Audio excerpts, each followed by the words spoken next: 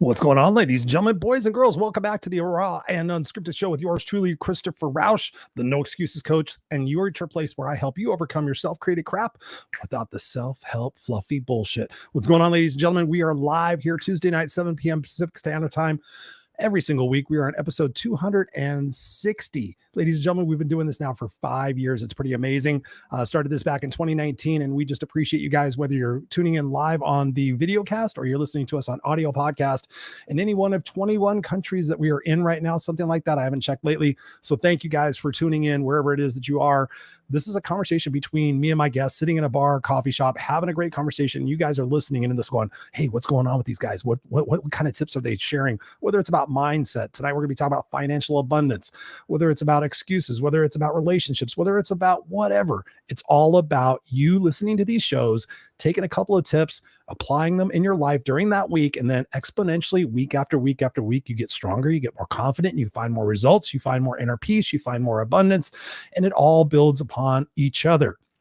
This is what I do in my coaching program. I help you reframe your perspectives about your past, present, and your future. And this is one thing that I do right now in my group accountability coaching program. Accountability is the key, ladies and gentlemen, to living a kick-ass, unstoppable life. Accountability. I have accountability in my life with my coach and my mentors and my friends. You need accountability in your life too. So I answered the call. People were reaching out to me saying, Chris, I'd love for you to hold me accountable. I can't afford your coaching. What can you do for me? And so I created this group accountability coaching program that is very, very, very affordable. You got to have a little skin in the game. But what it is we meet twice a month on Zoom. You have a private Facebook group. For the premium members who want the premium experience, I give you a 45-minute coaching session every month. Now, let me just tell you something. My coaching sessions are $300 for an hour. The price for this group coaching program is ridiculously affordable. So you are getting me at a steal. And I'm doing this as my way of giving back to the community, giving back to the people who can't necessarily afford work one-on-one with me. So if you're interested in joining this amazing group accountability coaching program, you get an accountability partner. There's so much more. You guys can check it out. DM me. If you're listening to this podcast, direct message me, whether it's on Instagram, Facebook. You can send me an email, Christopher@ChristopherRausch.com. You can go to noexcusescoach.com. You could find me anywhere. Let me know you heard this on the podcast, and I will take extra special care of you. I will give you a complimentary coaching session in advance just to help you prepare for what it is that you're going to want to succeed in during that group. So I can help you succeed in your goals. That is my gift to you. That is my gift for you watching the Raw and Unscripted Show, listening to the Raw and Unscripted Show, because with accountability, ladies and gentlemen, guess what you get? Can you guess? You get results. You get results, exponential results, because all of that compound interest, if you're sitting there successfully completing tasks every single week, all of that experience compounds on itself. And guess what? You live a kick-ass life.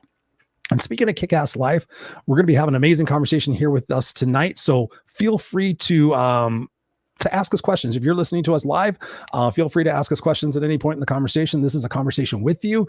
And tonight we're going to be talking about building financial abundance, being able to, I think I titled the show, what did I title the show tonight? Money Moves, Your Beginner's Guide to Financial Freedom.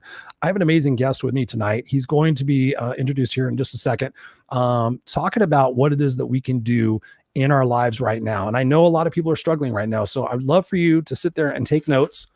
Get out a pen. I have a pen and paper right now. See, it says Scott Harrell right there. It's our guest.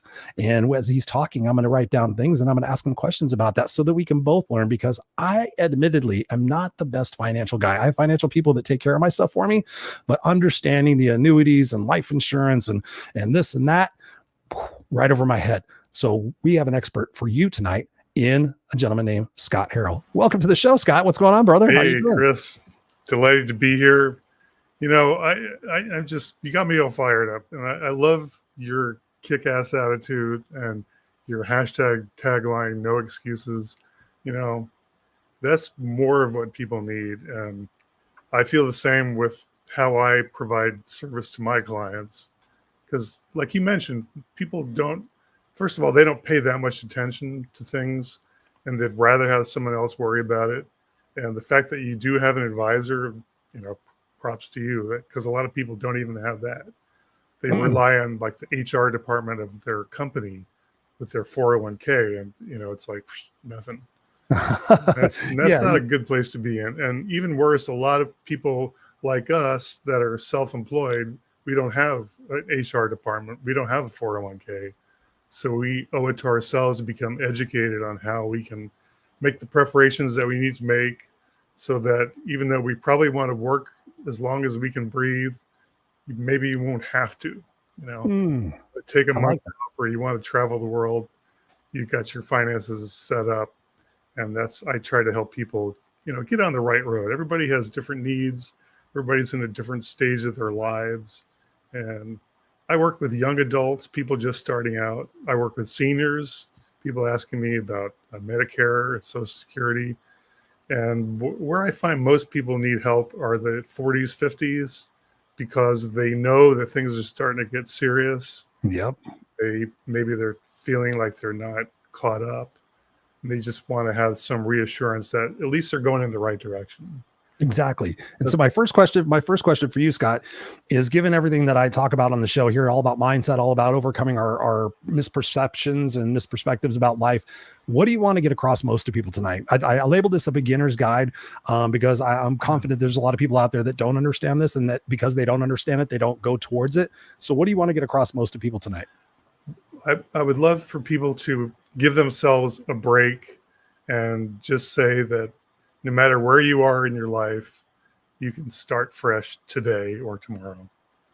And you don't have to have regrets about what you didn't do 20 years ago or 5 years ago or even last year. Mm-hmm. And it's better to just, if you haven't done the right things, if you've made mistakes, just say, okay, I made mistakes. What can I do now? Yeah. Just have the attitude of that beginner's mindset. This could be great. This could be fun. And along the way, you might discover that there are other areas in the financial world that are appealing to you, and then you might become an investor. You might fall in love with insurance. Who knows? Mm-hmm. But just give yourself the benefit of the doubt that we're all human, and it's never too late to get started. Never. That's so true. So what got you into this, Scott? What got you into the financial services industry? Was it something that was going on financially in your life where you got to a rock bottom place and you were like, what's going on? I gotta figure this out for myself. What got you started in this? Well, throughout the 90s, when I was raising a family, I had my own business and I was a one-man operation. I was working my tail off. I was making good money and I was really thinking I'm getting ahead. And then all of a sudden the tech crash in 2000 happened. I don't know if you remember that. Oh yeah. It's been quite a while. Y2K. That was before the 2009. This is an earlier crash. It wiped out my business because most of the clients I had just went away. So my business dropped by a factor of 10 and I ended up losing everything. And then I realized, I really don't have a good financial education. So I started seeking out ways to learn, and I ended up working for a financial services company where they had in-house training and they'd have people coming in from vendors, like from other firms, to give me information about how things work. And that really, again, it was a huge impact for me personally, but it also motivated me to help other people. I love that. I have a background in corporate training, which I mentioned in my tag sheet, and I enjoy helping adults learn. I have a pretty good facility with that.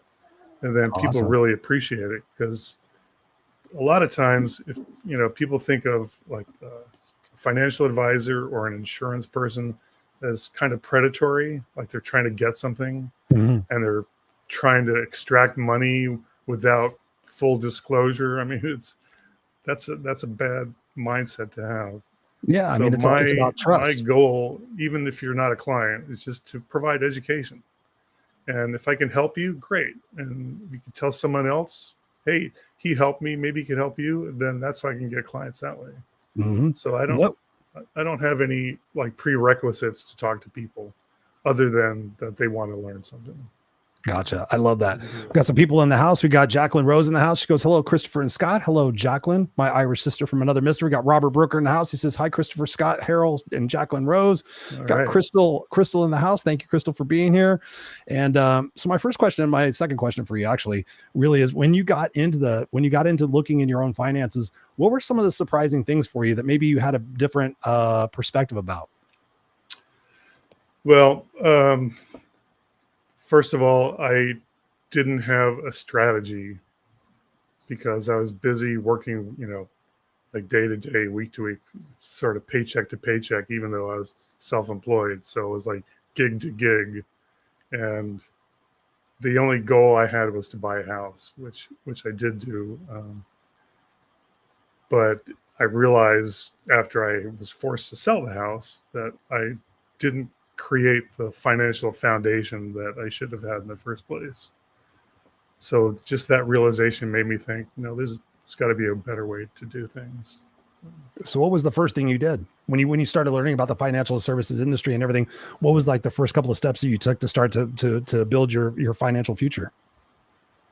Well, that's going back a few years now, but basically taking stock and then making like a commitment to myself to do better, and then start building accounts, build up savings, and start setting aside money for emergencies. So just doing things that basic housekeeping, really. And then as I learned more about products, I learned different ways that I can help my dollars go further. There's also ways to reduce taxes. Being self-employed helps, of course. Yeah. So basically getting the education and then building that foundation was what was the next part. Nice. What part of that, when I think about financial planning, the first thing that comes to my mind when I was thinking about this conversation tonight was budgeting. Like we should all have a budget, and there's various forms of budgets out there, how much to save and all this other, just how much to invest. What are some key things that people can do if they don't have a budget already? Well, probably an easy way to get a budget going, because it's not the most fun thing in the world, is to use a service like Quicken, or I used to use Mint, but that got acquired by Intuit. So I believe it's part of Credit Karma now. But that's a way that you can see where your expenses are going, because it will help you categorize. So if you realize, man, I'm spending like $200 a month on Starbucks, do I really need to be doing that? Jesus. So it's a good way to kind of take inventory. Budgeting's difficult, but it is a necessary step, especially when I work with clients and I try to help them create a plan for their future. So that first step is to get a handle on where the money's going.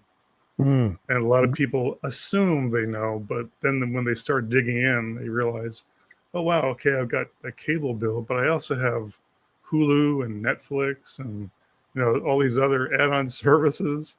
And they realize their bills are, probably twice what they want to be spending.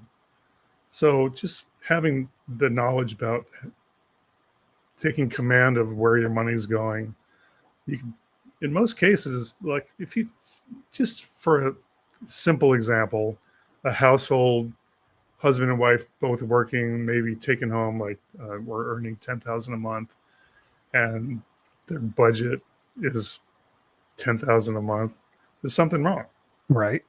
And there's usually going to be at least like $1,500 minimum right away that they can recover to start paying down some of their credit card bills. That's a big problem. Or just setting it aside, planning for a vacation. So when people have things that they want to save for, it's more motivating.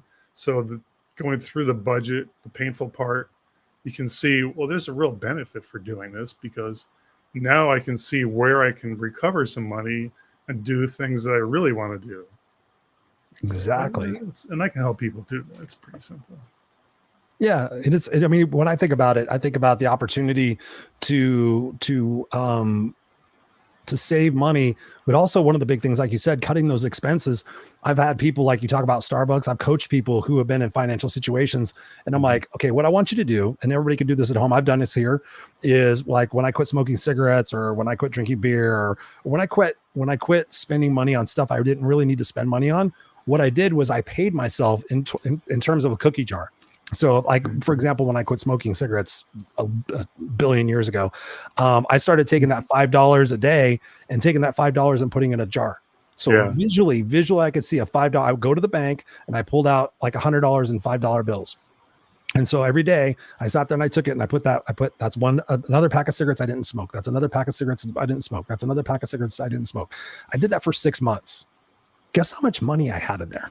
I had a lot of A money. lot, yeah. A lot of money. And so when you visually reward yourself by seeing that money grow rather than it's going into your body, like you said, Starbucks or cable bills, like how many different cable things we went through that process as well here. We had Hulu, we had Disney, we had all these different things, HBO, Cinemax, and we sat there and we got together as a family. We said, okay, what are your most important shows? What are your top 3 shows that you need? Not your top 12 shows. What are your top 3 shows? Which networks are they on? And let's figure out how we can figure it out to get that. And by doing so, we eliminated spending $200 a month. There you And go. so you think about that. Sometimes people don't magic. realize that if you start shopping a little bit smarter, you start negotiating a little bit more, you stop spending money on frivolous things, you start tracking it, that all those little itty bitty things add up over time. And it may not necessarily be exponential dollars, but if you sit there and think about it over a period of 3 years, how much money you can really save to pay down that credit card debt or to be able to invest things. Talk to people about that. How can people develop that mindset to not live in that, okay, I'm just going to spend it all right now because I'm going to die someday? Well, I think you already kind of touched on some good reasons to motivate people. And I don't think there are too many people that consciously choose to say, I'm going to spend it all because I'm going to die. I think they I've met people like that. Well, yeah, they're out there, no doubt. But I think a more common scenario is that people want to save and they don't think they can because they don't see where the money is going. And they're not living extravagantly, but there are leaks. You got to plug those leaks. And like you said, it might not be a huge amount, but it does over time. It will make a huge difference. So if you save $200 a month for a year, that's $2,400. So that's not nothing. And that $2,400 can go towards an investment that can maybe help you pay down your mortgage faster. All sorts of situations. Or if you're renting, to start saving for a house. Are houses still good investments? I mean, is that still one of the best investments we can make, or is that kind of a misnomer? Talk to us about, that's actually a great question. Talk to us about some of the common misconceptions about building financial abundance. Well, it's a topic of debate, even people in my line of business. Most people will say your primary residence is not an investment. However, excuse me, statistically, when people have great appreciation, it becomes an asset. But you shouldn't rely on your house to be the reason to have it as an investment. It's where you live, and home values can go down as well as go up. Yeah. And we had some 40% growth in the last few years. That was kind of insane. And I think houses are overpriced now, and things slowed down somewhat because of the interest rates. But if you really want to do real estate, you should get into real estate investing, which would be, some people say flipping. Not for me. No. I think if you become a partner in a commercial property investments, that's your best way to go. And there's a lot of reasons why. One is you get tax incentives, so it can reduce your tax obligations. So commercial properties are still a good idea when people are now leaving the office space and working more remotely. Because I'm hearing office spaces are at a all-time. Well, there's other types of commercial. I mean, like an apartment complex is a commercial property. Okay. So what I've seen, I have friends that they're called syndications, where they find a property that's maybe slightly shabby, but in a good area. And I'm sorry, I got this scratchy thing happen in my throat. So well, your phone's also or something's bouncing all around. Yeah, I was bouncing. Sorry. Oh. So places like Indiana or even Arizona, where the cost of entry and the laws about rentals are more favorable, you can get into a group investment. So you could put in, it's usually like 25 to 50,000, and it would be typically like a 7-year investment, but often you can like double your money, plus you get cash, like you get dividends during the period that you're in the investment. And then you have tax benefits because they do depreciation in the property. So it's a lot of sophisticated things happening. And it's fairly easy to get into. You just have to have that certain amount of cash available. But if you wanted to try to do that yourself on a smaller scale, it's pretty challenging in California because of the costs. Yeah. But if you're handy and, I never discourage anyone from doing real estate, but you don't want to just make assumptions like it's easy because they see people doing flips on TV and they're making a ton of money. It doesn't work that well. Yeah, there's actually a house down the main street out of my neighborhood that I've lived here for 12 years. That house has been vacant. It was started as a flip. I don't know what happened to it, but it has literally been sitting there progressively getting a little bit better over time. It's been 12 years. I think there's finally somebody living in it. So I'm guessing they went to go flip it and found out that there was some sort of unknown things in there. So that property didn't work out very well for them. But yeah, I mean, if you're handy and you know that stuff, it's pretty important. But I want to take a step back here for a second, because I know people are listening and watching this, and due to the economy and things that are going on, gas prices, whatever, the home prices, rental prices, everything is more expensive these days, and people are drowning. What are some things, aside from taking a look at our expenses, what are some ways that people can re-identify how they're spending their money and being able to find a percentage to save, right? Isn't there some sort of generic percentage that we should be saving out of each one of our paychecks? Well, I mean, honestly, that's not my area of expertise. That specific type of budgeting, I do it in more like one-on-one way, not a programmatic way. But if people can save 20% of what they take home, that's going to help. 10% is great. 20%, that's where you can really start making some progress. And from that 20%, you can, if you put it into some investment that will have either no taxes or deferred taxes, that's going to take you even that much further. So one of the things that I talk about is permanent life insurance, and that's kind of a difficult subject because there's a lot of disinformation or misinformation out there. People like Dave Ramsey don't like the types of insurance that I sometimes recommend, but the reason is different than the reason he says. So it's a challenging conversation. But one of the great things about that type of insurance is you can have accumulation over time, and then you can also get access to your money if you need it without penalties. And it's a great way to save on taxes and also a way to create an estate. I mean, there's lots of different benefits with different types of life insurance. Can you talk about those different types of life insurance? So this one you were talking about is permanent life insurance? Yeah, what was permanent comes in a couple of different flavors. One is called universal life or index universal life, which is great for people that have good income. I would recommend it more for people under 50, like 25 to 50 starting. And then especially people that have like self-employed people who may have inconsistencies with their income because the premiums are flexible. So for example, I got a guy who's a real estate sales, he's an agent, and he has a policy, and when he makes a sale, he gets a big chunk of money. So he'll throw a bunch of that into his life insurance. And then when times get lean, he can reduce the premiums that he pays. So it's not causing one of the biggest problems with life insurance. People think they can't afford it and they let the policy lapse and they realize they've lost a lot of money. So that's one way to safeguard that. And then having the flexibility with the premiums allows you to adjust for adjustments in your income.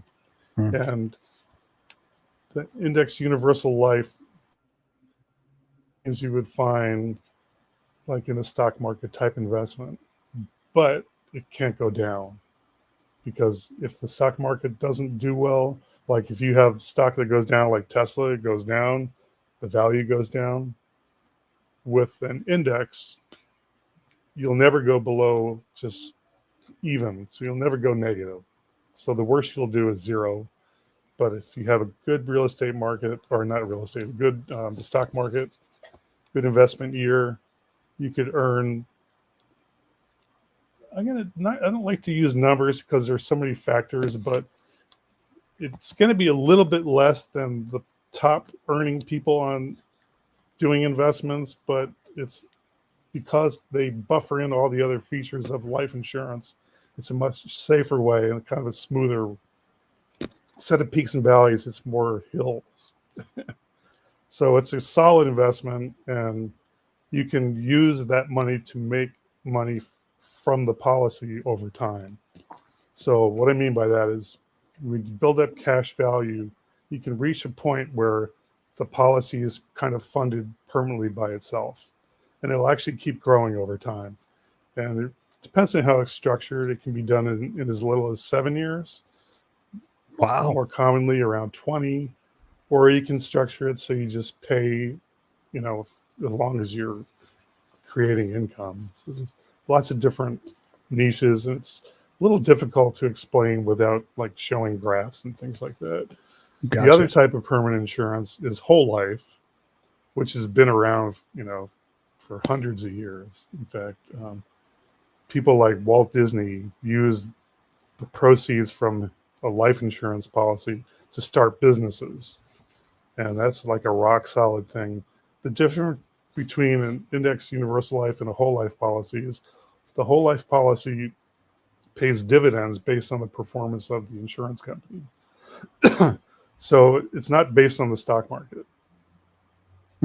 But usually if the stock market's having a good year, the insurance companies are having a good year as well. So those dividends can be like anywhere from 7 to 12% growth each year. Not bad. And this is growing your cash value. And then if you need money, it's your money. So the cash value is like your own bank. So have you ever heard the concept of private banking? That's how it's done, life insurance. Is that the same thing as like a annuity? What are annuities? Because I know my wife has more financial bells and whistles than I do. So what is an annuity? And is that something that people should be investigating? That's the single product that gets the most disinformation, and I don't even know what it is. I just know it's a fancy word. God's honest truth, I couldn't tell you what it is. Oh, annuity, those are bad, aren't they? Because someone said they're bad. All right. But annuity basically it's a contract, like an investment contracted with an insurance company. So it's still in the insurance space. It's in the insurance space, and they're designed for retirement savings and income. And a typical scenario where I recommend an annuity, and I do often, is when people are getting ready to retire. They've had their 401k, maybe they got $1 million in there, but they don't know what to do with it once they retire.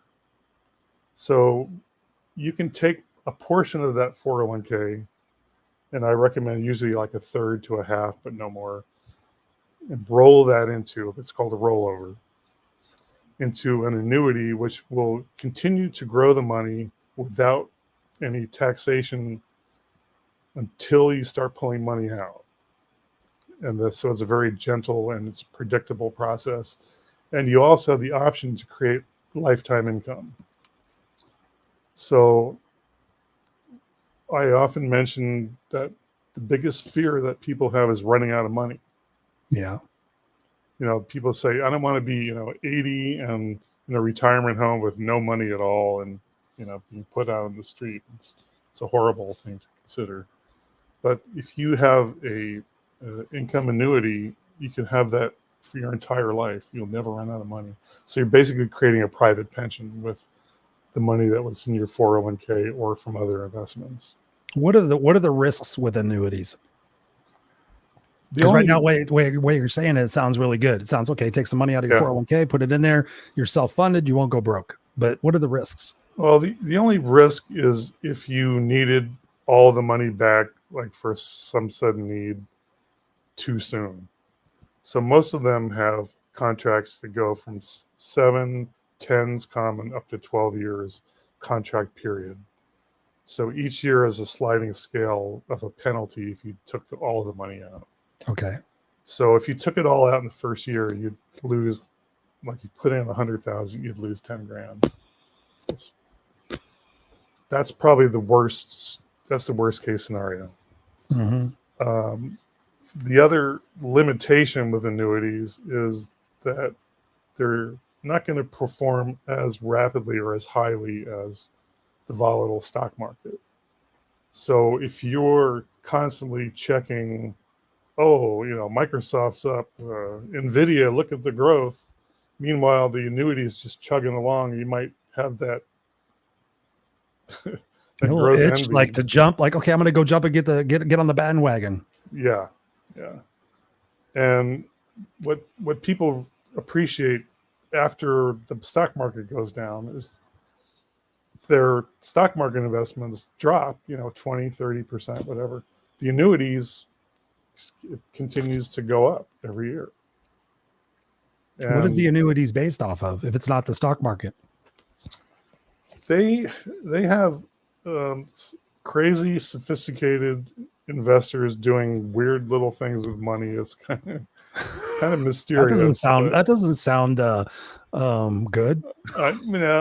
I'm not trying to You're in the back office going, these are super smart people that they deal with a small amount of arbitrage. So they're, when you sign up for an annuity, there's a small fee attached with it. And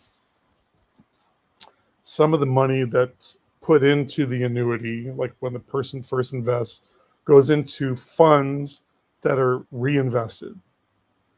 So those reinvestments are handled by these expert money managers who try to get the maximum return on that investment. Then they keep sliding it back into the annuity. So the actual possible loss is it's probably the safest investment you can have out there, honestly. So annuities and then life insurance? Or is that annuity as life insurance? I don't really consider life insurance an investment. It's more of a tool. And you call it like a legacy planning tool, or you could also design it as a business maximization tool. But I hesitate to call it an investment. Okay. In fact, an annuity really isn't an investment either, technically, because with one exception, you can get what is called a variable annuity, which takes a portion of the money that went into your annuity gets invested in the stock market, just like a regular investment. But those can also go down. So I don't deal with those. I don't recommend them. And they're kind of fallen in favor, mostly because what they call the index annuities, like the index life insurance, have gotten so much better and more sophisticated. So you're getting like some of the benefits of the stock market gains, but you're not getting the downside. And then they can also be configured to have other options. Like I mentioned, the lifetime income.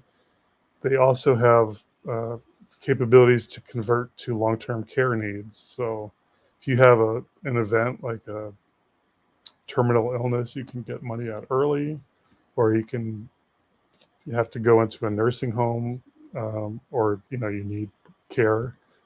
You can take money from that, and sometimes they have special options that would double the value of your policy in certain situations. So there's lots of incredible benefits, but there's so many different types of annuities. Like not every single annuity has the same features and benefits. So complicated. Well, but it's really, the way I approach it is take someone's situation, find out what their concerns are, and find out where they want to go, and figure out the best way to get there. Mm-hmm. The safest, best way. Gotcha. So talking about the current state of the world and the economy and the sky is falling kind of people out there, what are your thoughts on crypto and Bitcoin and all that happy stuff? Well, Do you have an opinion? that is super complicated, and we had like a great upsurge with Bitcoin, and then it plummeted. So there were like a few people made so much money that it was kind of ridiculous, which brought in people that maybe shouldn't be so carefree and with such great expectations who got burned. Um, I believe that crypto is not going away. It's going to increase, and it's going to become more important for like international business and virtual business. And I think the products are going to change over time to be a little safer. I'm sure the government's going to get involved. So right now it's still kind of like the Wild West, but Yeah.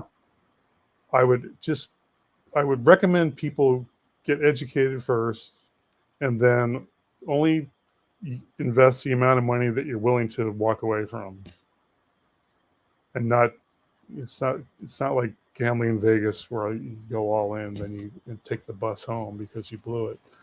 Right. So if you have 100,000 to play around with, don't go more than like 25,000 in any kind of crypto. And that's, I would maybe say, be even more conservative. And then if you make money, reinvest the money that you've made like a profit. Don't start taking more out of your money you have set aside. Do you invest in crypto? And just a minuscule amount, like almost a play amount. Yeah.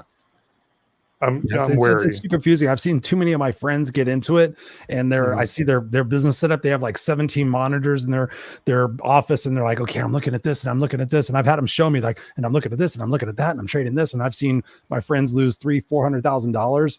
I'm like, I don't know. I think it's still, like you said, it's still part of the wild, wild west. But I've also got friends, and I want to get your opinion on this, talking about conspiracy theories and different stuff like that, talking about how the dollar is not worth anything and how they're buying nothing but gold. That is the only thing they're buying. That's what they believe is going to be at the end of the day. Everything else is going to go to shit, and everybody's going to be walking around with gold bars saying, here you go, I want to buy some groceries. Talk to us about that. Do you have any opinion on that? Any insight on that projection that some people are and I've got some pretty intelligent friends who are doing that. So I have to give it some sort of credit.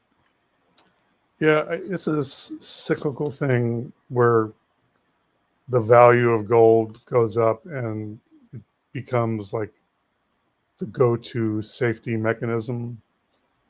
And in some ways, it's true. However, since we shifted away from the gold standard in 1974, all the money is virtual. So if you have gold and it's worth a lot of money, what are you going to do with it? You're not going to take that gold bar and go to supermarket and go, give me 300 bags of chips. They're not going to take the gold. So it's not a doomsday. It's just not possible. Because the governments can bail themselves out and they just create more money out of thin air, which is kind of bizarre when you think about it, because it does decrease the value of the dollars that were there before, right? As we've seen with inflation. But it's so complicated and there's so many different factors. Yeah, you should have some gold and silver. I think silver might even be doing better, like long term, than gold. But it's a speculative market and it's a niche thing, and it's great to have that sense of security, especially if you physically, like, you can own gold and not be holding it. You can just have like a certificate for your gold.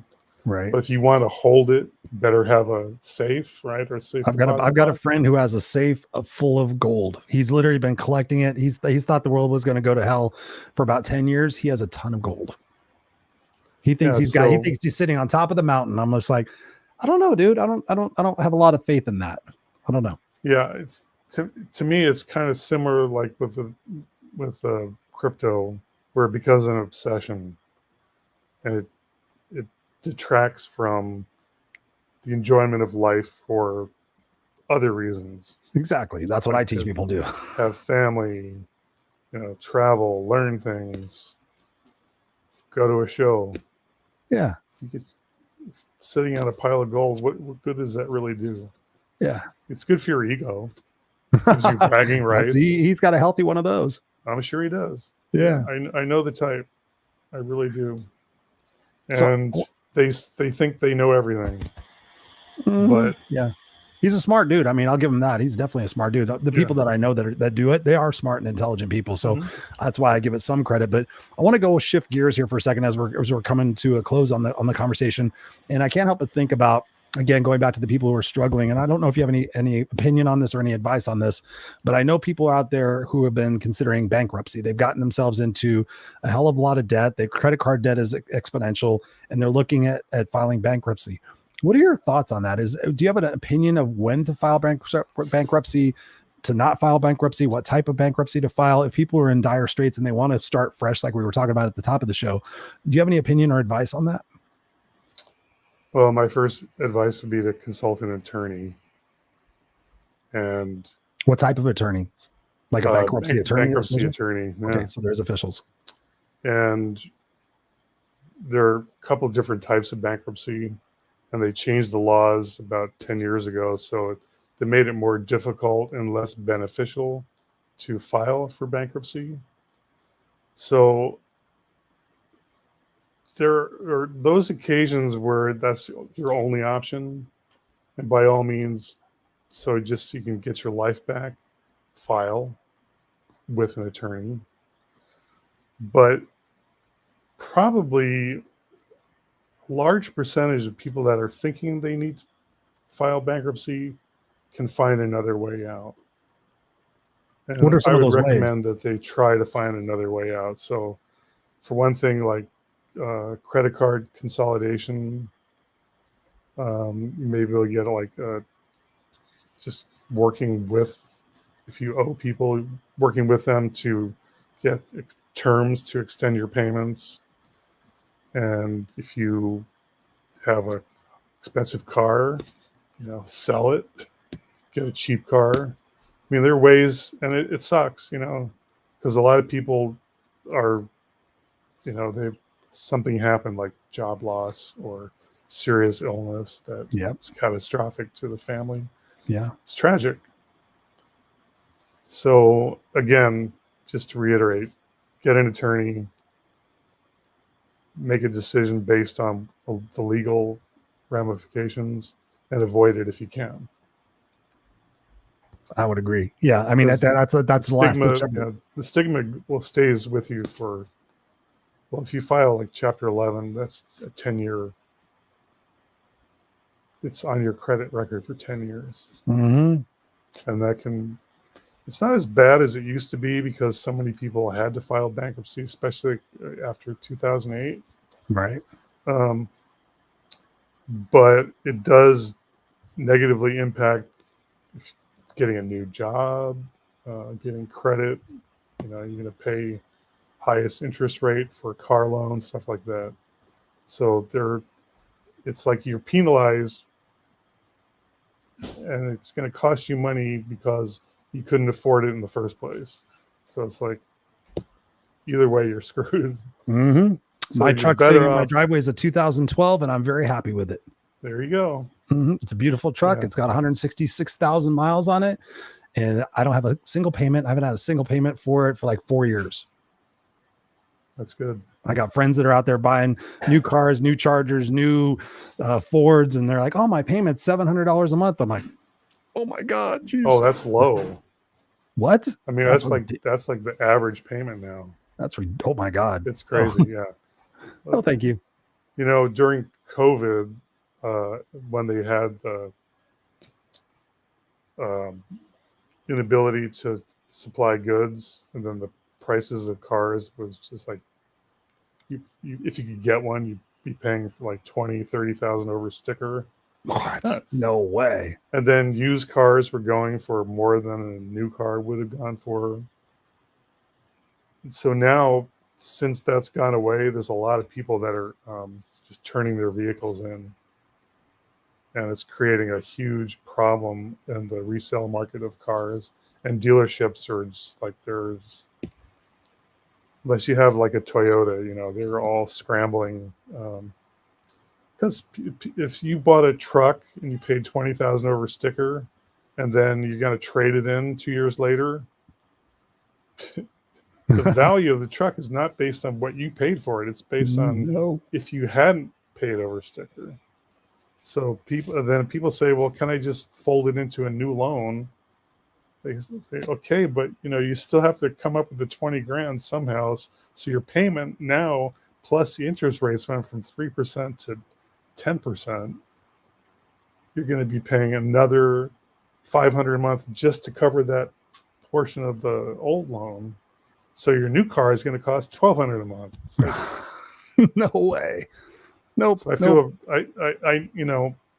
I was looking at cars during COVID because they were coming out the new like electric cars, like the Mustang E. I thought, oh, these are cool. Check it out. And they wanted like 20 over sticker. I got to pay that. And bye-bye. I knew just bye-bye. A matter of time where that's not going to be the case. So the guy that paid $80,000 for a $50,000 car, he's not happy. Yeah. It's pretty ridiculous. Pretty ridiculous. Robert says here, is not a good time for that. This much is certain. Robert says also trading is a skill honed with education, time, and experience as well. Thank you for being here, brother. We got Mark Gassard in the house. He says, great points, Christopher Rausch and Scott Harrell. Become the disciple of discipline. # money mind matters. Thank you, Mark Gassard. I appreciate it. Mark says here he shared the episode out there. So thank you guys for doing that. Scott, where can people get a hold of you? We've been going for 47 minutes now. I think we've given people a good taste of what's going on. Where can people get a hold of Scott and continue this? Yeah, well, you just showed my website there. That's a great place. Yeah, tell it to the people listening on the podcast. Yeah, it's lifetreepros.com. I also have a Medicare specific website called lifetreeprohealth.com. And email scott@scottharrell.com or scott@lifetreepros.com. Spell your name for people who are listening. SCOTTHARRELL. Yes, and they can get a hold of you on Instagram at Scott Lifetree. That's the one. Yep. Awesome. Awesome, brother. Well, man, I appreciate you being here and sharing your brilliance with us. There's so many different places we could go in the conversation and keep it going, but I want to keep it encapsulated so that ultimately people reach out to you, the expert, and ask you their personal questions and have you as their financial advisor and be able to create some abundance in their life and be able to put some planning in there, because we are going to be living longer. So we need to be planning for that as well. But my brother, I appreciate you. That's my advice. Never retire. Yeah. No, I'm not retiring.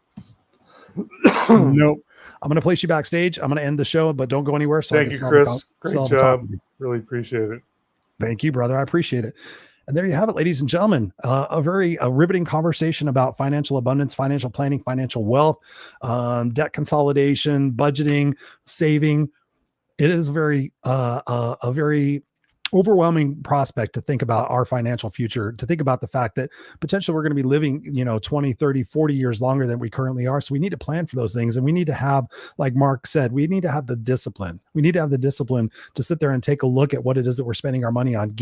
Like Scott said, if you get nothing out of this conversation at all tonight, go get yourself quitting, go get yourself Quicken, go use a spreadsheet, take all your family expenditures, chart them out there, take a look at it, take a look at your Amazon purchases, take a look at also your recurring bills. My wife and I did that. We found out we had subscription boxes. We had this, that, and the other thing. We got refills on air deodorizers. We had so many different things. When we added it up, it came up to $300 a month that we cut because we didn't need those things anymore. Do we really need BarkBox every single month? Does my dog need 200 toys around the house? No, he doesn't. He has plenty of toys right now. So we discontinue that. So take a look at your financial future. Take a look at where the situation is you are now and find out what it is that you can cut. If you can save $100 a month, it may not seem like much, but $100 a month, $1,200 a year, 3 years, you got a couple $1,000s saved up, in case of an emergency. You can take that money and put it into a life insurance policy. You can reach out to Scott. There are things that you can do. You guys have been following me on this show for a while. You know that it's all about that mindset. It's all about shifting your perspective and saying, hey, listen, what is it going to feel like when I get to 65, 70, 80 years old and I realize I got another 20 or 30 years to live and it's not going to be on Social Security? You're going to look back at this time and you're going to regret. You're going to regret because you're going to say, man, if I knew I was going to live this long, I would have done something different. It's really about that, ladies and gentlemen. It's all about that. It's all about in your mindset. It's all in your actions. It's all in the people you surround yourself with. But it's all in taking that risk to further yourself by getting the people who are professionals, people who are experts, people like Scott, who can help you walk along, take a look at your financial picture and help you. And I had Scott on the show because I trust him. And I know there's a lot of people out there that are doing financial situations. I know people that I wouldn't trust for 2 seconds that are doing financial stuff. So for me, it's all about recommendation. That's why I brought Scott on the show, because I trust him. I've already got my financial planners that I've known for 20 years. They're doing my stuff, but I trust Scott, and I think you should too. So reach out to him. Like we said before, his contact information is all going to be in the show notes, but again, it's lifetreepros.com, lifetreepros.com. Go there, check him out. And of course, connect with him on Instagram at Scott Lifetree, SCOTTLIFETREE. Go check him out. And thank you guys for being here, a part of the show. Thank you, Mark Gasser. Thank you, Robert Broker. Thank you, Jacqueline, for being here. Thank you for all the people that are going to be watching on the replay tomorrow, because I know it's a little bit late on the East Coast.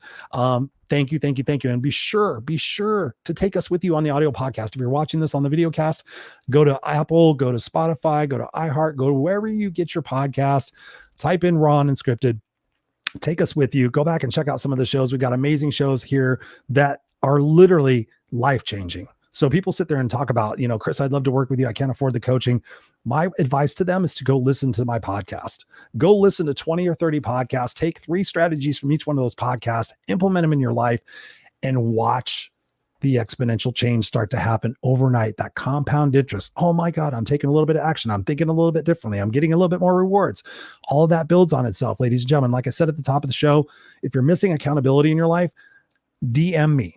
My group accountability coaching program is totally affordable. You have to have a little skin in the game, but it will provide you the support and the accountability both weekly and twice a month with my Zoom calls to get you to continue going down that path, to find your inner warrior, to find that inner discipline, to take action on the things that are most important in your life, to have somebody sit there and say, hey, last week you said you're going to do this and you didn't do this. Why? What is it that you're going to do differently to make sure this happens? Being held accountable to your goals, to your higher best self is critical if you want to be successful in this world. And there's a lot of things that are going on in this world that are changing, and you need to be at your best. You need to be on top of your game. Everyone needs a coach. I have coaches. I have mentors that I talk with every week. So if I can do it, you can do it too. So with that, ladies and gentlemen, coming up next week on the Raw and Unscripted show, because you guys have asked me who's coming up next week. I think next week we have Brenda Aldelman. You're going to love Brenda. She is a firecracker. That's going to be an exciting conversation, talking about mindset, talking about goals, talking about getting out of your own way. So tune in live on the video broadcast at 7 p.m. Pacific Standard Time, rawandunscripted.com. Go check out the show. Go check out there you can find all the podcasts. But most importantly, please, ladies and gentlemen, live authentically, live congruently, live with a zest to serve others. And I promise you, your life will be kick-ass. I'm Christopher Rausch, your No Excuses coach. I will see you here next time on the Raw and Unscripted show. Go out there and be unstoppable.